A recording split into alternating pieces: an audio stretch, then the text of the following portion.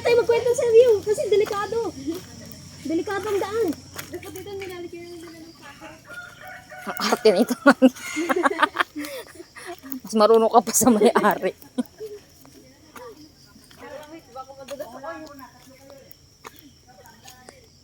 Ito, may-ari na rin yan yung pwesto niya. Sukat na to? Pagka may mga tali.